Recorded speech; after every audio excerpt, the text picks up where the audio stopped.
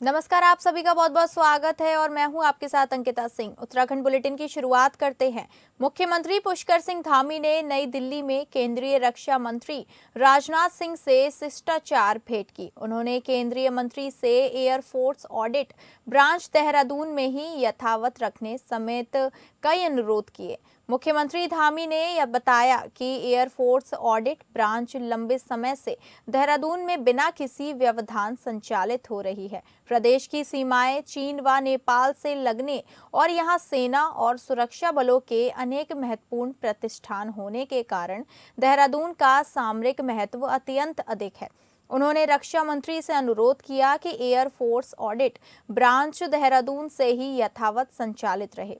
इसके लिए आवश्यक दिशा निर्देश जारी किए जाएं। मुख्यमंत्री ने ग्वालदम, नंदकेसरी, थराली, देवाल, मुंदोली वाड़ मोटर मार्ग के रखरखाव एवं अनुरक्षण का कार्य भविष्य में भी उत्तराखंड लोक निर्माण विभाग के पास ही बनाए रखने का अनुरोध किया।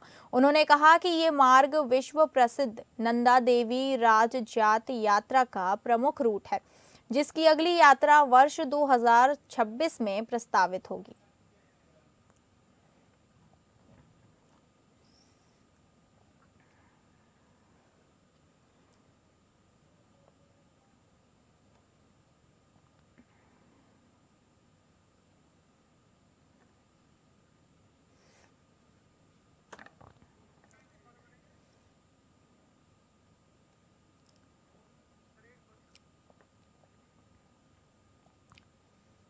उत्तराखंड कांग्रेस के नए प्रदेश अध्यक्ष गणेश गोदियाल चुनाव अभियान समिति के अध्यक्ष प्रीतम सिंह और चुनाव प्रबंधन समिति के अध्यक्ष हरक सिंह रावत के पदभार ग्रहण कार्यक्रम में कार्यकर्ताओं का जोश देखने लायक था। कांग्रेस इस जोश को, इस नेतृत्व को 2027 के लिए शुभ संकेत मान रही है। नेता प्रतिपक्ष यशपाल आर्य ने कहा कि कार्यकर्ताओं की ओर पार्टी नेतृत्व को भरोसा है कि ये पंचनाम का नेतृत्व कमाल करेगा और प्रदेश में सत्ता परिवर्तन होगा और जनता की उम्मीदों को कांग्रेस पूरा करने का काम करेगी।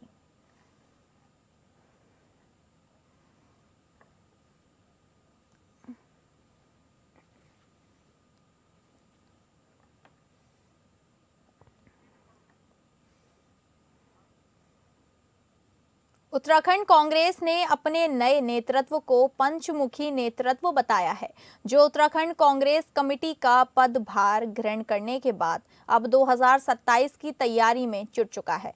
लेकिन वहीं गुजबाटी के चलते लगातार सवालों में रहने वाली कांग्रेस पर एक बार फिर से बीजेपी नेताओं ने निशाना साधा है। बीजेपी के मीडिया प्रभारी का कहना है कि गुटबाजी में बंटी कांग्रेस नए नेतृत्व में भी एकजुट नजर नहीं आ रही।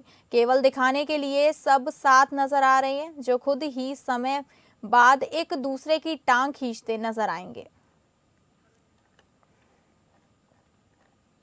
आपको बता दें, उत्तराखंड कांग्रेस ने अपने नए नेतृत्व को पंचमुखी नेतृत्व बताया है, जो उत्तराखंड कांग्रेस कमेटी का पदभार ग्रहण करने के बाद अब 2027 की तैयारी में जुट चुका है।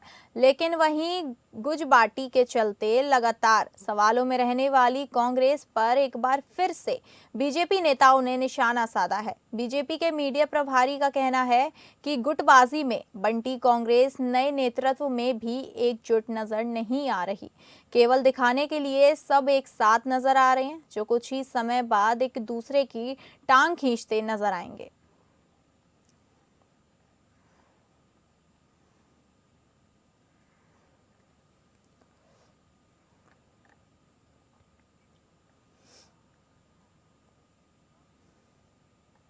नए जोश के साथ उत्तराखंड कांग्रेस की नई टीम ने पदभार ग्रहण करने का काम किया, जहां एयरपोर्ट से लेकर कांग्रेस मुख्यालय के पंच तक कांग्रेसी कार्यकर्ताओं की भारी भीड़ देखने पे नजर आई। लेकिन इस भीड़ को 2027 के विधानसभा चुनाव के दौरान वोट में तब्दील करना कांग्रेस के लिए बड़ी चुनौती साबित होगा। कांग्रेस अपने नए नेतृत्व को पंचमुखी करार दे रही है, जिसके नेतृत्व में 2027 का चुनाव लड़ा जाएगा। वहीं इन सबके बीच सरकार को घेरने के लिए मुद्दों की तैयारियां भी कांग्रेस नेताओं की तरफ से हो चुकी है।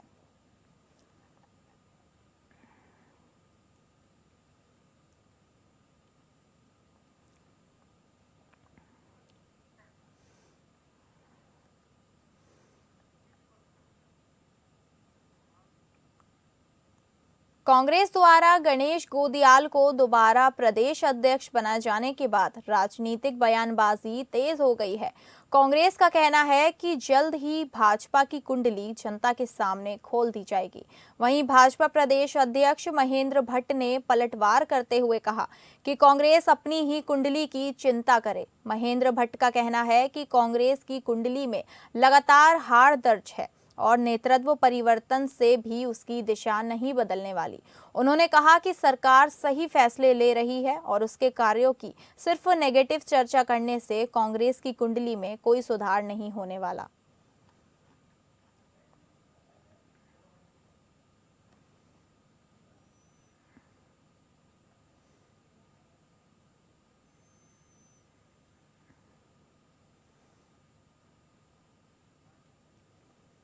उत्तराखंड के पूर्व मंत्री कांग्रेस नेता हरक सिंह रावत ने भारतीय जनता पार्टी पर कटाक्ष किया है। हरक सिंह रावत को लेकर भाजपा नेता लगातार टिप्पणी कर रहे हैं कि हरक सिंह रावत एक पार्टी में और एक जगह नहीं टिकते। ऐसे में उन्होंने कहा कि बीजेपी के नेता कांग्रेस की जगह पर अपनी पार्टी को देखें। उन्होंने कहा कि इस समय मंत्रिमंडल में अधिकांश मंत्री कांग्रेस से बीजेपी में शामिल हुए हैं। हरक सिंह रावत ने कई नेताओं के नाम गिनाते हुए कहा कि वो लोग भी कई दलों में शामिल रहे हैं। हरक सिंह रावत ने बीजेपी में रहते हुए अपने तमाम संघर्षों के बारे में बताया है। यहां तक कि कांग्रेस में भी उन्होंने तमाम आंदोलन चलाए और कई संघर्ष किए। इसके बारे में कहा कि और बीजेपी पर वह लगातार कटाक्ष कर रहे हैं।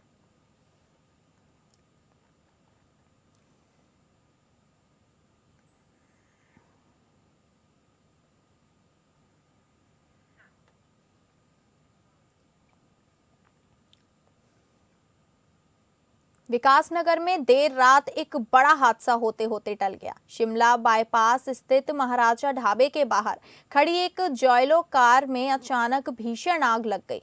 देखते ही देखते ये कार पूरी तरह जलकर राख में बदल गई। जानकारी के मुताबिक पोंटा साहिब हिमाचल प्रदेश से आए कुछ लोग देर रात भोजन के लिए महाराजा ढाबे पहुंचे थे।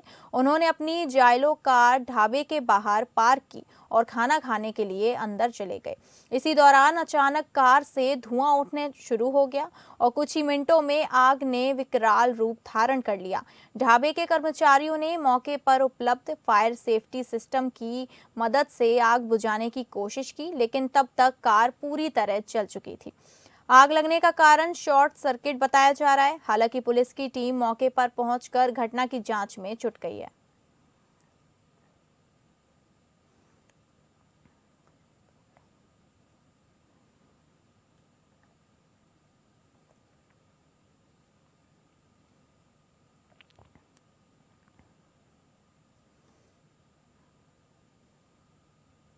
प्रेमनगर से पोंटा साहिब तक बन रहे नेशनल हाईवे का निर्माण कार्य इन दिनों लोगों के लिए खतरा बनता जा रहा है। हाईवे पर जगह जगह अधूरा काम पड़ा है, लेकिन निर्माण कंपनी शाम ढलते ही बिना उचित बैरिकेडिंग और सेफ्टी अरेंजमेंट के साइट छोड़ देती है। जहां काम रुक जाता है वहां ना तो डिवाइडर लगाए जाते हैं और ना ही रेडियम टैप, जिससे आने जाने वाले वाहन चालकों को दूर से खतरे का अंदाजा तक नहीं लग पाता। कुछ दिन पहले देहरादून आरटीओ टीम ने पचवादून क्षेत्र में निरीक्षण के दौरान हाईवे कंपनी को सख्त निर्देश दिए थे कि निर्माणाधीन हिस्सों पर स्पष्ट बैरिकेडिंग, डिवाइडर और सुरक्षा व्यवस्था सुनिश्चित की जाए। इसके बावजूद कंपनी स्थिति सुधारने में कोई रुचि नहीं दिखा रही है और लोगों की जिंदगी के साथ लगातार खिलवाड़ किया जा रहा है। बीती देर रात सहसपुर विधानसभा क्षेत्र के ठाकुरपुर में इसी लापरवाही का एक और उदाहरण देखने को मिला। निर्माण कार्य बीच में रुका होना और डिवाइडर न लगे होने के चलते एक बाइक सवार युवक और एक महिला हादसे का शिकार हो गए। घायल युवक को स्थानीय ग्रामीणों ने तुरंत सुभारती अस्पताल पहुंचाया। गनीमत रही कि बड़ा हादसा होने से बच गया, लेकिन ग्रामीणों का कहना है कि अधूरे हाईवे की वजह से ऐसे हादसे कई बार हो चुके हैं।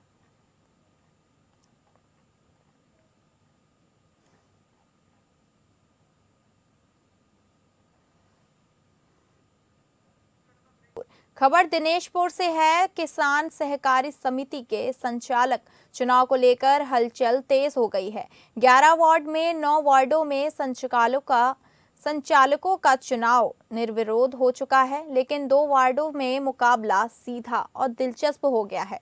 वार्ड नंबर 1 दिनेशपुर और आनंद खेड़ा ग्राम सभा में 2-2 प्रत्याशियों द्वारा पर्चा दाखिल किए जाने के कारण अब मतदान कराया जाएगा।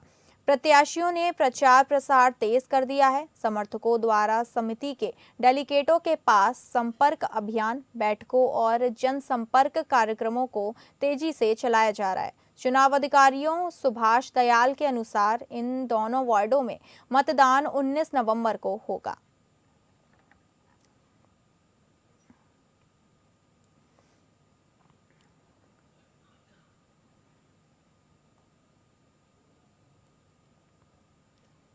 आज नामांकन पत्र वितरण भी था और आज ही हमने प्राप्त भी किए।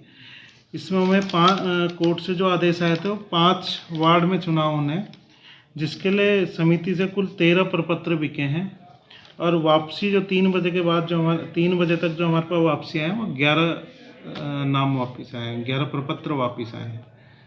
तो 11 लोगों ने जमा कर दिया है अपना प्रपत्र। चुनाव कब होने? चुनाव 19 को। बीते रोज उत्तराखंड कैबिनेट बैठक में एक महत्वपूर्ण निर्णय लिया गया, जिसमें उत्तराखंड के हर परिवार को सरकारी योजनाओं का लाभ लेने के लिए विशेष आईडी बनानी पड़ेगी। इसे अब सरकार की आगामी चुनावी रणनीति से भी जोड़कर देखा जा रहा है। पूरे प्रदेश में मूल निवास की मांग एक बार फिर से गरमाने लगी थी। ऐसे में सरकार ने देवभूमि परिवार योजना शुरू करने का निर्णय लिया। योजना के तहत राज्य में रहने वाले हर परिवार का पहचान पत्र बनेगा, जिसमें पूरे परिवार का ब्यौरा दर्ज होगा। इससे पात्र परिवारों को सरकारी योजनाओं का सीधा लाभ आसानी से मिल पाएगा।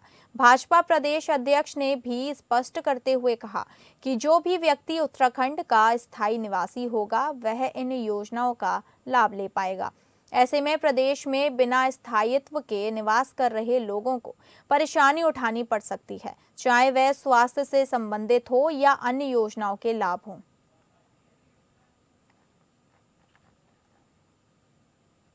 देखिए, लंबे समय से सरकार इस बात का संज्ञान ले रही थी कि सरकार की जो योजनाएं हैं उन योजनाओं का लाभ ठीक प्रकार से नीचे तक पहुंचे। उसके लिए जो उत्तराखंड के लोग हैं, देवभूमि में निवास करते हैं, ऐसे सभी लोगों के लिए देवभूमि विकास योजना करके एक कार्ड बनेगा, वो सबको दिया जाएगा और उसमें सब प्रकार की योजनाओं का एक प्रकार से प्रारूप होगा और उसका लाभ नीचे तक पहुंचे। जिस व्यक्ति को इसकी आवश्यकता हो, सुविधाएं मिले, उसकी एक प्रक्रिया हम सरकार की इस पहल का स्वागत करते हैं। फर्जी निवेश योजनाओं के नाम पर करोड़ों की धोखाधड़ी करने वाला गैंगस्टर और गैंगस्टर एक्ट में वंचित मुख्य आरोपी जगदीश पुनेठा अब उत्तराखंड पुलिस की गिरफ्त में है। पिथौरागढ़ का रहने वाला पुनेठा लंबे समय से दुबई में छिपा हुआ था और शेयर बाजार, निर्मम बंग कमोडिटी और माया छात्रा आभूषण जैसी फर्जी कंपनियों के जरिए लोगों को निवेश का लालच देकर ठगता था। पुलिस रिकॉर्ड के अनुसार एक ही मामले में उसने 1 करोड़ 51 लाख रुपए की ठगी की, जबकि कुल मिलाकर 2 करोड़ 22 लाख रुपए से अधिक की अवैध संपत्ति जुटाई। उसके खिलाफ पिथौरागढ़ और जाजर देवल थाने में कुल 4 गंभीर मामले दर्ज थे। उत्तराखंड पुलिस का हमारा जो इन्वेस्टिगेशन है, रेड कॉर्नर नोटिस इशू कराना, सारा काम हमारे है, कोऑर्डिनेशन उनके थ्रू होता है। हमारी टीम गई थी, हमारे एडिशनल एसपी साहब है, वहाँ गया दुबई जाके तो वहाँ पे जो दुबई का जो लोकल अथॉरिटीज है वहाँ पे जो अरेस्ट हुआ है उनको इनको हैंड ओवर किया, इन्होंने वहीं से उधर लिया है।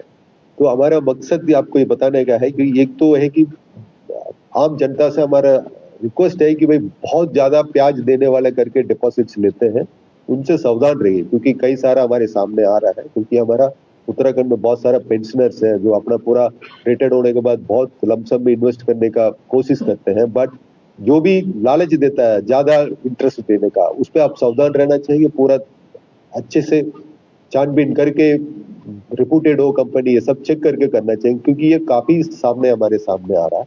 हमारा प्रयास है, हमारा पूरा हमारी ड्यूटी है, जहां पे भी अक्यूज्ड कहीं पे भी भाग जाएंगे हम उनको कानून के सामने ले आएंगे, ये भी हमारा ड्यूटी है। उत्तराखंड में अवैध शराब तस्करी पर आबकारी विभाग ने सख्त रुख अपना लिया है। आबकारी आयुक्त अनुराधा पाल ने बताया कि अन्य राज्यों से आने वाली अवैध शराब के खिलाफ विशेष अभियान चलाए जा रहे हैं। हाल ही में हरवाला में 18 पेटी अंग्रेजी शराब और बियर बरामद की गई, जो चंडीगढ़ मार्का की थी। तस्कर इस पर डिफेंस का लेबल लगाकर इसे शादी पार्टियों में खपाने की कोशिश कर रहे थे। आयुक्त ने त्वरित कार्यवाही करने वाली टीम की सराहना की। वहीं ऊधम सिंह नगर में कच्ची शराब और लहन को नष्ट किया, जबकि हरिद्वार में 11 और 12 नवंबर को लगातार अभियान चलाकर रोज बड़ी मात्रा में अवैध शराब पकड़ी जा रही है। आगे भी यह अभियान जारी रहेगा। हम अभी जो हर्रावाला में मिली है 18 पेटी अंग्रेजी शराब और कुछ बियर मिली है, जिसमें वो बाहर से लाकर चंडीगढ़ मार्का सेल फॉर चंडीगढ़ लिखा था, उसमें डिफेंस का लेबल लगाकर उसको यहाँ शादी पार्टी वगैरह में उसको बिक्री करते थे। तो उस पर टीम ने बहुत अच्छा काम किया, त्वरित कार्रवाई करते हुए इसको जब्त भी किया गया है। इसके अतिरिक्त भी जनपद ऊधम सिंह नगर में भी बहुत सारी कच्ची शराब नष्ट की गई है, लहन नष्ट किया गया है। हरिद्वार में भी डेली 11-12 नवंबर को लगातार कभी 36 पौवे, कभी कुछ हर रोज मात्रा में अवैध शराब पकड़ी जा रही है। लेकिन इस अभियान को भी बहुत तेजी से और अच्छे से चलाने की भी आवश्यकता है।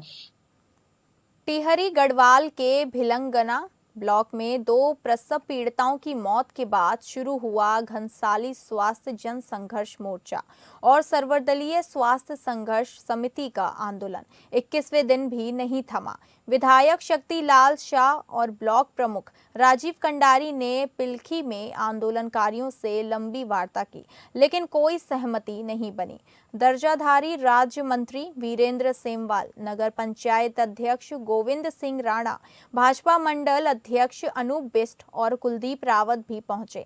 अधिकारियों और जनप्रतिनिधियों से ने आंदोलन समाप्त करने की अपील की, मगर आंदोलनकारियों ने साफ कहा कि बिना लिखित निर्णय वे पीछे नहीं हटेंगे।